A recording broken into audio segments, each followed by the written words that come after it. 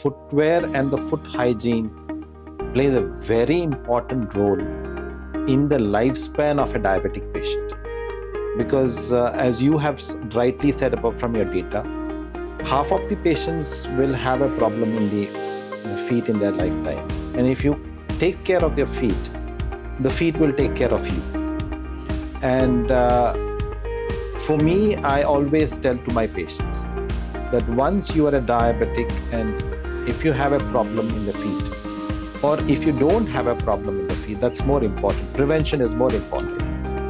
And once you're diabetic, for me, I always would say, look at your feet like a 16-year-old girl looks at her face. So, Dr. Simon, we were discussing about diabetic foot abnormalities. And one of the common thing when the patient comes to our clinic is, Doctor, I am having very thick skin at certain points in the foot. So what is actually this thick skin and what is the implications for that patient and how do you actually treat it? Very true. So as you've been emphasizing on the neuropathic part, where the patient has lost the sensation, they also have a problem of loss of the intrinsic muscle, or we call it the small muscles of the feet, wherein because the muscle power of that small muscles of the feet is lost, the toes go into deformities, and the toe which should be like that would become like that. It is called as a claw toes, the clawing of the toes. And because of that claw toes, they will have a little bit of thickening of the skin because of the abnormal pressures. A normal person would feel the abnormal pressure and they will probably change the footwear. Here they don't feel the pain, so they keep on wearing the worn out footwear, which would probably lead to a thickening of the skin. So these are the people which they come to a hospital or probably clinic and they say, we have corns. And it is not a corn, it is what we call it as calluses. Calluses are the thickened skin because of the abnormal pressure that is forming into that particular zone. So we have to look beyond this thing. When we see a patient, say, having a thickened skin, I always look at the footwear. It's very important to see the footwear. It is most probably a worn out footwear they are wearing, or a foot that has lost its shape. That is leading on to abnormal pressure and leading on to thickened skin.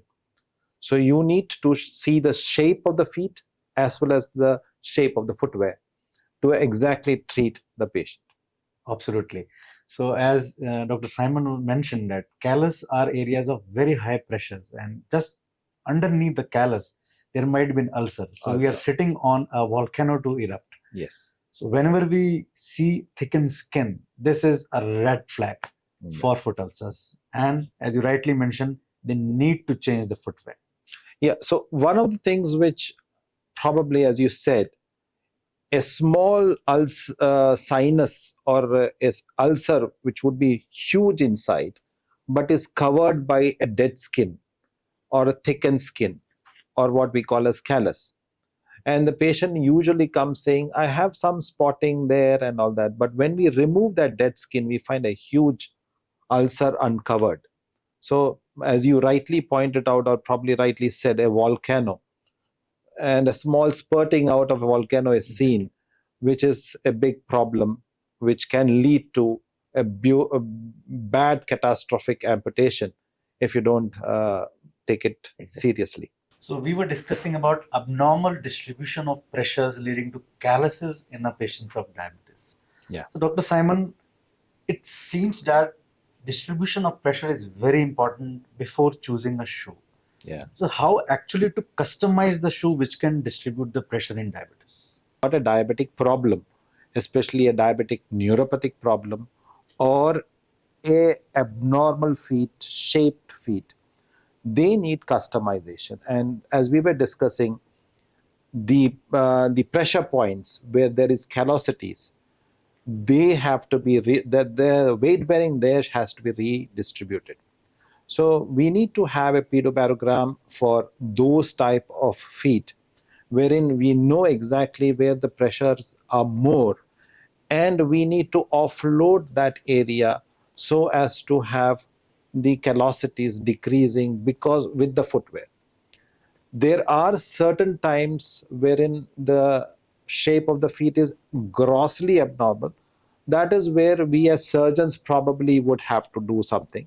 But otherwise, a good customized footwear wherein you need to offload the pressure, that is very important. So shoe has many components, and this shoe has an outsole, has an insole, has a front which is called a toe box, has a midfoot area because God has given arches to just support the midfoot, and very important, the heel which bears whole weight of the body, The pillar of the pillar, and then the back straps.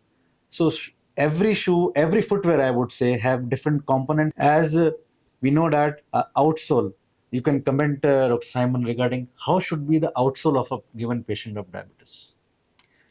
Uh, a diabetic patient has less amount of sensation, and the smaller muscles are not functioning.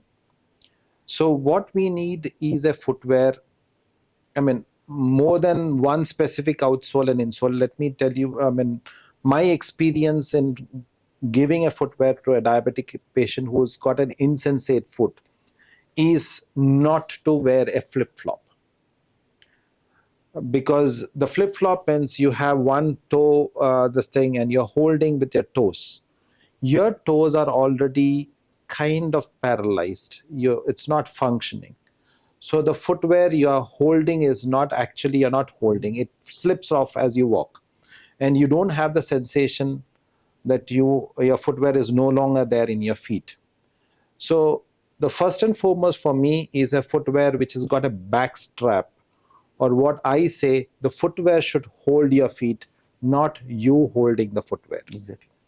So diabetic patients should have a footwear that holds the feet.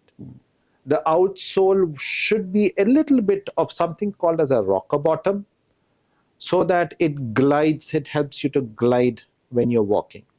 But at the same time, it should not be a very bad rocker bottom, because you'll lose your uh, balance while you're standing.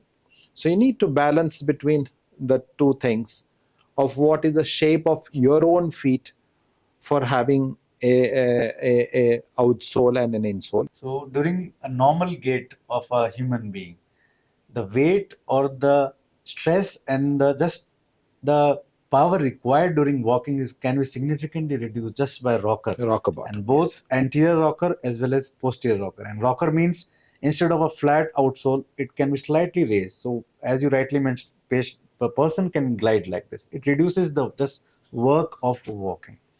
Another important aspect of diabetic footwear would be the toe box, because toes, most common site of foot ulcers are the toes. Almost 50 to 60% of the foot ulcers occur in the toes. The footwear should not be too tight, it should not be too loose. Your toe and the wall of the shoe should be at least around 2 centimeters apart, so that once you walk, your foot can just accustom to the footwear. And it should not be too loose so that it becomes loose and your foot is moving inside the shoe. That should also be not there. Yeah. So in India, I think we have an advantage of more of the people are walking with an open footwear. So other than a shoe, which is more claustrophobic for the toe, the Indian footwears are more open. But at the same time, we wear flip flops, which is bad because you're not holding the footwear. And the second problem is, because you have an insensate foot, you tend to injure your feet by hitting some places more often, and that also leads to, so you have an advantage of the footwear which you are not wearing a shoe, but at the same time you have a disadvantage wherein you're wearing a flip flops, or you have tendency to hit the feet more often. So another characteristic of a diabetic footwear can be you should always have a velcro or a strap so that you, Backside. you can hold the foot inside a footwear. because unless because of neuropathy, both motor neuropathy and sensory neuropathy, patients just tend to lose their footwear while walking. You should have at least three velcros or three straps, one at the front that we call as tarso-metatarsal junction, second should be Midfoot at area. metatarsophalangeal, and third should be at the back, and the back is very important. So you should always have a strap at the back and should be comfortable. So the footwear doesn't lose when the patient is walking. This is what I said. The footwear should be holding you. You should not be holding the footwear. So we say that in a given patient of diabetes, all patients have at-risk foot. And why we say at-risk foot is because they are prone for neuropathy. They might not have neuropathy, but they will develop neuropathy during their lifetime. So choosing a footwear should be right at the inception of diagnosis of diabetes, because all the recommendations and guidelines say that all patients should have a comprehensive foot examination right at diagnosis of diabetes. Very And true. once we do a comprehensive foot examination, then it's a responsibility of we physicians and we doctors to ask the patient about foot hygiene. And footwear also comes in foot hygiene. So this is called footwear hygiene. So choose a footwear that is comfortable and which have certain aspects which are very peculiar to a given patient of diabetes. Very true. I think footwear and the foot hygiene plays a very important role in the lifespan of a diabetic patient. Because as you have rightly said about from your data, half of the patients will have a problem in the feet in their lifetime. And if you take care of their feet, the feet will take care of you.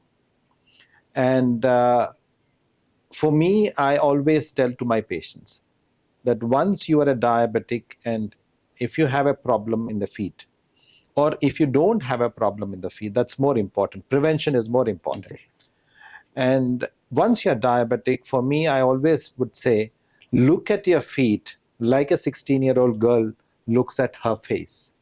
So at least you should see 2 to 3 times your feet from both in the front aspect or the plantar aspect, wherein you might have a problem and you might just be not knowing it because it is insensate foot. And the worst part is a diabetic patients do not realize when they have become insensate. So Exactly. probably I think we as physicians, as a doctors, we should be more aware that these are potential hazards and we should be looking at all the diabetic patients should be looked for. All the physicians should look at the feet of the diabetic, not just the sugar levels. So I always say that this tablet that I am giving you is for your diabetes, but the footwear is the medicine of your foot. So always remember that a proper footwear is an essence to prevent amputation.